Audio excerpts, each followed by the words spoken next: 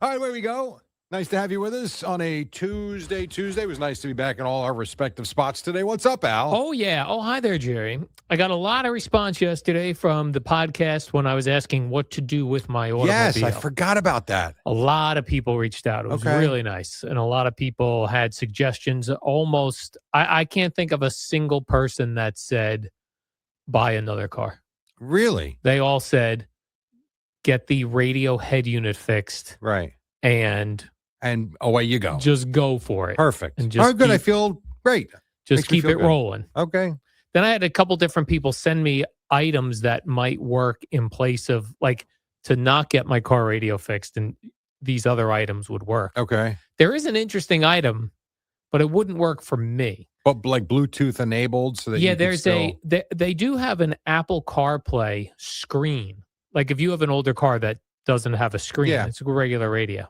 They have an Apple CarPlay screen. It's like $100, and you put it on your dashboard, but it requires a radio in your car in order to work. Oh, you know what I mean? Like it's got to connect through there, because the guy was like, "Why don't you just use this?"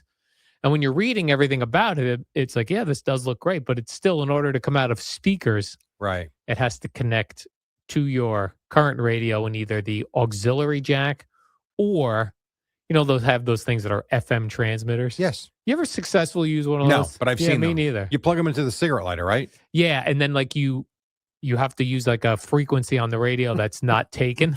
That just seems like a little work. Yeah, a lot of work. Did you ever have the portable CD player? Yes. In your car, as soon as it came out, the Sony Discman. Yes, absolutely. And I got the Velcro, and I'm trying. Was that my Camaro? That was probably my Camaro. Yeah, and I don't remember where I put it, but I was able to, with Velcro, stick it down, and I tried putting foam underneath it because when I first did it, it would jump and skip. A lot of skipping. And I remember my brother-in-law at the time, who was no longer my brother-in-law, my wife, my sister got divorced years ago, but he was a car guy. And I remember at the time, he was like, you need some foam to basically withstand the bouncing of the driving. And so I remember getting radio foam. Like soundproofing online. Foam. Yeah, but I'm where I found it, I don't remember. But I remember taking and cutting a little piece, and I put that on top, and it worked for the most part. It wasn't great, but yes, I did have one of those. Yeah. Oh, that you felt like a badass when you had one of those. Yeah, and it had a cassette adapter. That I don't remember. I still have no idea how that worked. Oh yeah, right. It had the cassette player. Right, so that went from the Discman into the cassette, and that's how you heard the audio. Yeah, there was a wire that came out of the portable disc player that was connected to a cassette. Yeah, that played the audio. How did that? What was it doing? How do these work? That I don't know. There's nothing attached to it. Yeah, I can call Japan right now, and someone will pick up on the other end. Yeah, I don't know how those things used to work, unless it somehow took the metal tape head that was in the car player, and when you connected the metal tape head in the cassette adapter, that made a connection for the sound. Had to have. Yeah, had to have. It clearly worked, and it worked great. Yeah, that was cool. That is so funny. You bring up the portable Discman. Yeah, the portable Discman. Yep. I had all sorts of adapters because the very first car I bought my very first car was $1,000. It was a 1980 Chevy Monza. And what year is this now? This would have been like 86 this for you, would have 87? been 86. Okay. So think about that. I bought a 6-year-old car, and it cost $1,000. Yeah, 6-year-old car now costs $36,000. Yeah. Now this car had a 8-track player in it, but back then there was an adapter. 8-track to cassette. Yeah, like you could put a cassette into this big contraption and then jam the contraption into the 8. It always sounded like muddy, like it was. Yeah, but the Discman wasn't. Yeah, the Discman wasn't. The Discman was not. That's interesting. I didn't know in cars that old that there were adapters already. Yeah, they were adapters already. Wow. And then if you had friends, now I never had this. This was too high up for me, that had a disc changer in the trunk. I never had one, but I wanted one. My brother had one in his first car or his second car. You'd load up 5 CDs. Yes, that was cool. In your trunk. Yeah, you felt like you were the poop when that thing came out. Yeah. Never had one of those. Yeah, I never had one of those either. Those were cool, though. Yeah, that was. I did have at home the multi-disc. It was Okay. it looked like a it was huge. It was Mhm. this CD player, and you would lay the discs in a circle Yeah. in this tray, and then you could program it like, okay, first I want disc 1, track 2, I then was I never want good with the programming. yeah, you'd really have to like settle in, like I'm Mhm. going to be in my house for a And there while. was no YouTube. There was no It's YouTube, hard to right? figure things out. Yeah, it was very difficult to You had to figure actually things read out back then. instructions. Yeah, yeah, not good. No. So I do think I will get my car radio fixed. Good. I feel like I'm a part of this. Yeah. All right. That's exciting. Well, it's going to be very exciting, Jerry. Well, to some degree, it's exciting. You're right. I had this thought yesterday too. Anytime I'm looking through sports news, Yeah. and I'll always see like it'll be like so and so. Like anytime it involves an athlete, so and so got engaged to his girlfriend, or so and so's wife said this, or this player's girlfriend. And I always like to look to see what the girls look like. They're always the same blonde woman.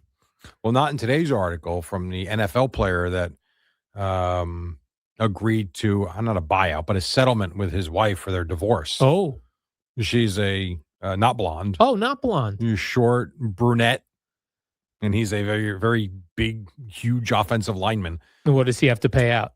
This They is a Charger dude. I honestly don't remember. I kind of feel like I vaguely saw this. This was in the newspaper today. I will tell you, not that I like I always say, not that I am completely off social media. I'm not. I check it 3 times.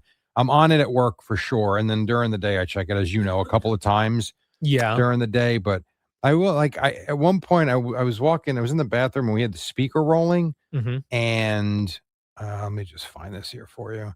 And I heard G talking about the whole Jim Carrey thing. Yes. And he's like, I'm glad you guys didn't. I don't know what the hell he's talking about. Like, I miss so much by not being on social media constantly. There are so many things that like just sneak by. If it's not in the New York Post, I don't see it anymore. And I'm finding I'm missing a lot. And that's Yeah. not a good thing. I know, but that's the dilemma that you have with this job, right? Well, So many times you hear to get off social media and that'll be good for you and healthy for you and all, but it's hard to, especially like you are a sports guy. You watch the games. yeah. You know all the sports stories. I am not a sports guy. So I feel like what I bring to the table is other The alternate sports stuff. adjacent Yeah. type things, Yep. which I have to be on social media to see. Understood. But it keeps me on social media when I don't really want to be on social media. Yeah. And I am still trying to break the default of going to social media when I have 2 minutes. When 3 you're minutes. right, bored for a very short time. Seconds. Yeah. Yeah, I know. I've noticed recently, my son actually pointed it out to me this weekend when we were driving to Maryland. Whenever we would come to a traffic light, he noticed it after a couple. He's like, look, again, people get to a traffic light, they reach for their phone Yes. because they've got 18 seconds of a red light. It's really wild. And he also could not believe, too, because he's 15 and he's going to be 16. So now he's in driver's ed and all that. And we had a lot of questions about driving. And I immediately with the phone, you can't have the phone. And, blah. The amount of people he pointed out on I-95 doing 70 miles an hour or faster, Yeah. driving like this was startling. I mean, startling. But I don't want to forget. So you're right. Chargers lineman Ben Cleveland, he agreed to pay his now ex-wife to settle their divorce. So here's what it was. Court records show they settled in late January. He vowed to give her a lump sum payment of $550,000. Okay. Though some of that money will go towards paying off a 2024 Land Rover he agreed to give her possession of. That's $100,000. The payment appears to be in return for her relinquishing her rights to some real estate owned by the former couple, and she gave him back his gun. He only had to pay $500,000. Yeah, well, I guess there's no kids involved. They're very young. They Maybe were they only weren't married a married. couple of years, Yeah. so I guess you're not paying for her to raise children. Yeah. And I guess as long as the property is settled, she's a young woman and you just move on. So yeah, $550,000. Hmm. So It's funny because when I saw the headline, I thought it was going to be something like $50 million. so did I, because it said with one of the headlines seemed like it was a lot. And I thought for an NFL player and for a divorce, I thought that was light. But then you read it, no kids. They didn't have a lot. Yeah. And, he's not making, Aaron Rodgers money. Correct. So yeah, that's true. Yeah, I just the social media thing. I also find myself and I'm 56. My attention span is so short now. Yeah. Unless the only time it's not is if I'm watching TV, not sports. So if I'm watching the NFL, I've got no attention. I'm on my phone. But if I'm watching TV at night, even if I'm watching YouTube videos, right. I'm fine. It's funny, we're the opposite. I'm watching SWAT with my son yesterday. And I'm picking up the phone and I'm texting my wife. And at one point he's like, "Are you watching this?" Because he was going to change it. I'm like, Yeah. "Oh, well, yeah, whatever." He's like, "Not interested." I'm like, "Oh, it's good." Okay, whatever. But I watch a game. I don't pick up my phone, which I know you find crazy. Yeah, it's crazy. I told my wife this weekend, I'm like, "You got to video me one time watching a game," because I don't think Al believes that I can actually watch the game. But we are very opposite in that way. But I get it. The lack of attention span. Yeah. But yeah, so if I'm sitting down watching YouTube on television, I'm okay. If I'm on my iPad, I'm holding the middle of the screen, which doubles the speed for different segments. I'm bzzz, as someone's like this. I have no patience for a setup in a video. Like, yeah. And the second somebody says, "Stay tuned till the end," I'm like, "Oh, so this is going to suck." So the real thing's at the end. Let me fast forward. Or just find someone else. Or find someone else. Yeah, I hear you. I bail immediately if I hear an AI voice. No matter, like, there's so many different car things now online. There's how to change your tire. It'll be like, when you change your tire, make sure you pull to. Like, I want a real person. You ever look at how many views those get? Yeah. A lot. A lot.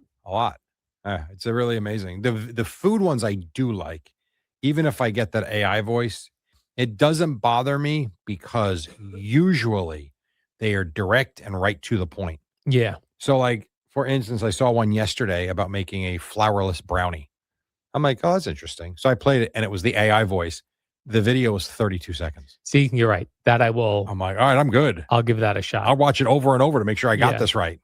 But if it's 4 minutes, and then I'm out. Right, because or I'm finding, like, if there's something interesting on YouTube that I am watching, I will look on my phone on Twitter or something while that's going. Because I want the information, but it's not coming to me quickly enough. Yeah, wow. That's amazing. Podcast I'm listening to 1.5 speed, every one of them. It doesn't even register anymore. That's your norm. That's my Do normal. I need to start talking faster for you? But when I try to jack it up to 2 times speed, That's it's too much. Yeah. It's too much for me. I've gotten to the 1.2. 1.2, okay. I like that. It cuts off enough time to make a long show or podcast shorter and more manageable. And I don't feel like there's much of a difference at all. Yeah, it goes 1.2, 1.5, 1.8, at least on the iPhone. And that sounds right. 2 times. Yeah. And then 3 times. How can you hear that? That I don't know. That's stupid. But what really helps is people who are tough to listen to. RFK Jr. He's got that condition where he's got a very rough voice. Sounds terrible. When I listen at 1.5 speed, he does not sound terrible. Oh, that's interesting. Like, it's not as grating. Right. His voice is rough. His voice is very rough. There's somebody else that when I had listened to Woody Allen on a podcast. And I told my friend wow, Woody Allen sounds great for 84, 90, whatever he is. Right. My friend listened to it, goes, "He sounds terrible." I was like, "Oh, right. I listen on 1.5 speed." So, you know what? Here's what I'd like you to do today. Did you see Harrison Ford's acceptance speech the other night for a Lifetime Achievement Award? Do me a favor. Find that on YouTube today, if you remember, and listen to it at 1.5 speed and tell me how it sounds. Because at regular speed, which I did watch it, it's 7 minutes. It's really good. It's depressing. It's funny, and it's thoughtful. Like, it's all of that. But one of the things I was left with was he's 80 something. I think he's 83, 84 years old, and it sounds sad. But if you sped it up, and it's only sad to me because I guess because of his age, how slow he speaks or is speaking. I wonder if you sped it up, if it sounds like classic Harrison Ford. And then I'm watching that, and this is a conversation you and I have had about, certain marriages with year gaps. They're showing Callista Flockhart in the crowd, and she's 61. And it's like she still looks vibrant. Mm-hmm. She still looks young. And it's almost like she's looking at her grandfather up there because I guess he aged very quickly. Yeah. Yeah, they've been together a long time. I know they have. I think since she was, I want to say in her 30s. I think so, yeah. So and it's been great for them. They're still together, but this is the point we always talk about now, where you go from being the wife, it feels like she goes from being the wife to the caregiver. Right. In these later stages of life. It's got to be just horribly difficult. I would think, maybe not. Maybe not yet, but she's staring down the end. The end. Yeah, for sure. It is wild. I'd love you to take a look at it at 1.5 speed and tell me what you think. Oh, I will. So that'll be what for you? So instead of 7 minutes, you'll watch that in 4:45. Yeah. What I do is I go, because I do this the entire time I'm listening to a podcast too. I'll look at the time. Mm-hmm. I'll be okay. This has an hour left. Okay. So if I'm listening at 1.5 speed, a half of 1 hour is 30 minutes. Half of that is 45. Right. Is 15. Add them 45 minutes left. Yeah. And I do that I'm treating podcasts sometimes like it's an assignment I have to complete. Okay. So do you enjoy them, or you just feel like you need to listen to them? I enjoy them, but when I have a couple backing up, right, I want to get through them. I want the knowledge that I get from them and the entertainment. Okay. But I want to get to the next one. Have you listened to Bill Maher with Billy Idol yet? I am partway through that. You are. Okay, that's actually, I have that on deck for my ride home. That's pretty good. Okay. I wasn't sure what to expect with that. My only issue with Maher is, and I don't know how he is with Billy Idol, he just interrupts too much. I think he asks great questions. I think his point of view on a lot is spot on. There's a lot I like about it. I love the idea that he's sitting there drinking whiskey. Great. Smoking left and right. Go for it. Don't care. Let the guy finish his thought. Yeah. Stop cutting him off. I don't know if it's like this in this interview, but that happens too much. Yeah, I'm trying to think with the Billy Idol one. I don't remember. I'm going to say no, because my guess is Billy Idol's world is not his world of expertise. Correct. So I would think he would sit back and take it in more. But you ever think how all of these podcasts are getting all of these guests? A lot of because any of the good ones are in person. Oh, sure. Right? Yeah, there's a lot on Zoom. There are a lot on Zoom, but the really good ones, like the Graham Benzinger ones, those are not over Zoom. They either come to him, he goes to them. All the ones I listen to are in person. The Joe Rogan ones are all in person. Joe Rogan, Theo Vaughn's all in person. Bill Maher's always in person. Trying to think what other ones. Well, part of the Bill Maher one, the charm is the set that he built. Yeah. Which the same as Joe Rogan. I mean, you want to be there. I just wonder how you get all of that booked out, and because once you start having advertisers, it's no longer just, when someone's in town, I'll do it. Like now the advertisers are there every week. So you got to put one out every week. Oh yeah. Yeah. It's work. And I know Joe Rogan, because of the enormous deal he got from Spotify, because he has referenced this, that you fly people out. Mm-hmm. So when he's interested in somebody, they don't have to pay. Yeah, they don't have to. Right. They fly out. They're not getting paid to do it, but it's all expenses paid to come sit down for an hour. And then I'm sure there are some cases where the person really wants to go on Joe Rogan, and will maybe pay their own way, or if they're going to be in Austin. Right. So wasn't Cheryl Hines on because she had a book? Yes. Right. So I would think in a case like that, when you're promoting something, you're on your own. Yeah. And you want to be on that podcast. I would think so. Or the book company would pay. True. But like somebody who's like, this person studies the moon at Stanford. Like he's flying that person in. Like he wants to talk to that person. Yeah, I guess. I get annoyed when I see a podcast guest on multiple podcasts, because then it feels like the old regime of go on Letterman, go on Carson, go on Conan, go on this. when someone's out promoting something. Well, it's no different with all that YouTube golf. You see all the cross promotion and all these guys do things together. There was one, I want to see if this was right or not, because he's what you're talking about. Like, how Brecca goes on all these different podcasts. Yeah. You see him all over the place. I want to see if this is right. Yeah. So Peter Attia, you remember him? So he was part of the Jeffrey Epstein stuff. Yeah. So I guess he was part of CBS News at this point, but he was one of these guys that I loved watching. Now, is he going to just disappear? Yeah. So he was doing his podcast. He was hired by CBS. Epstein emails came out. He said, I'm going to go away for a little, disappear for a little while. Yeah. And it's literally a month ago. Yeah. I don't know. So I don't know if now his information, I can separate the two. Creep with the Epstein stuff, but great information with the longevity stuff. But he's also, if I remember correctly, he's the one that's got that wellness and longevity center in like Texas or something. No, that's a different guy. That's not him. Is that Gary Brecka? No, there's a different guy, Bueller. I actually think his last name is. I don't know. That guy has the Ways to Wellness in Austin. Maybe there's multiple guys down there in Austin that do it. I might have. Let's see. Here's the longevity. Yeah, so he does have a longevity clinic as well. Who does? Called Tia. Oh, Tia. It's called Biograph. I'm sorry. Locations in San Francisco. All right, I thought it was in Texas. Yeah.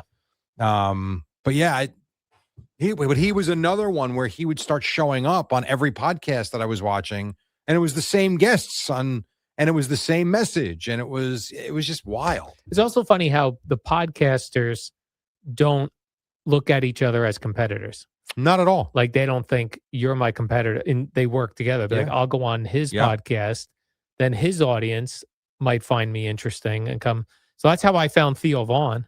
He was a guest on Joe Rogan, and I just found him very entertaining. Yeah. And then when he said he had a podcast, I said, oh, I'll see Give what it a that try. is. And it was really good. And I find other guys as podcast guests who then have their own podcast. Sometimes you check it out and it's not good. You know what the beauty of that is, though, is they're not. See, this is where it differs from radio and why you can do that and cross promote.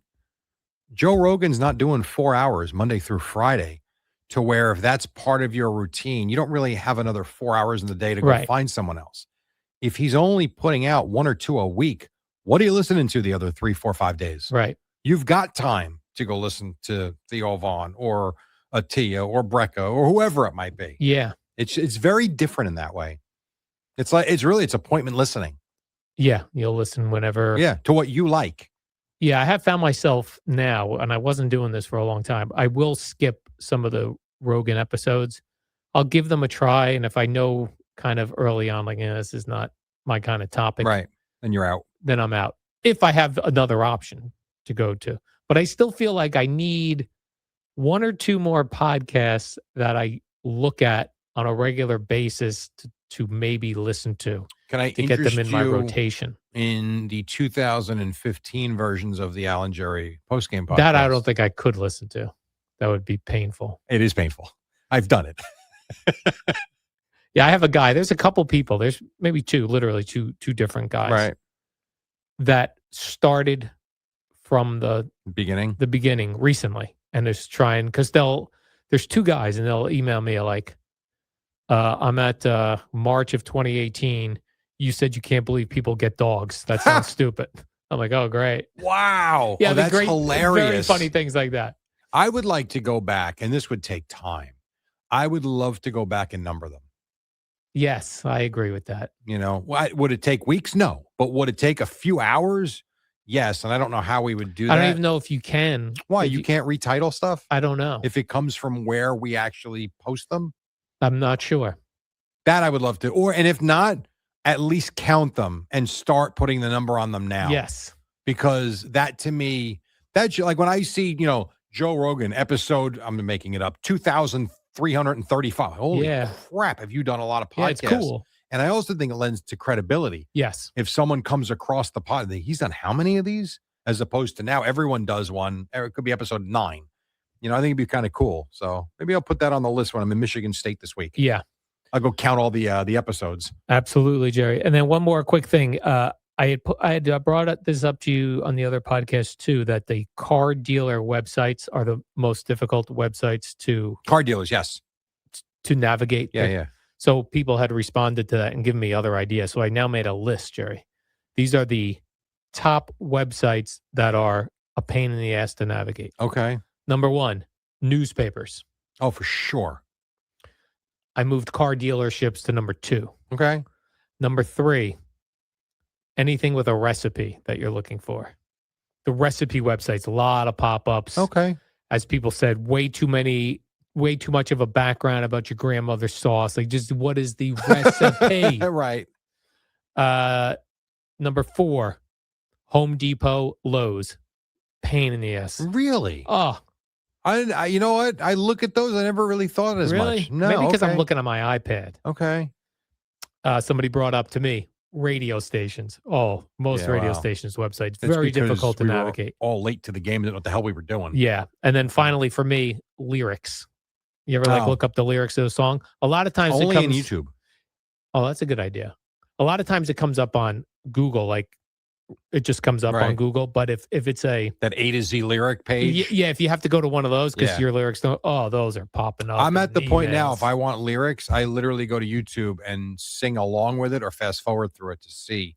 I don't even know if they're accurate or not. I would think they're mostly accurate. Yeah, like when I did the California Dreamin'. Yes, that's what I did. I went to the lyric page of that song. California dreaming on such a winter's day. Yes. That's funny. All right, Jerry, let's do the warm-up program. Now, we'll be back here tomorrow on a Wednesday at 5 a.m. And we will be doing the warm-up show yet again. Yes, this is what I believe. And then we'll do episode 15,000 of the podcast. It's not 15. Oh, you know what? It's a lot. So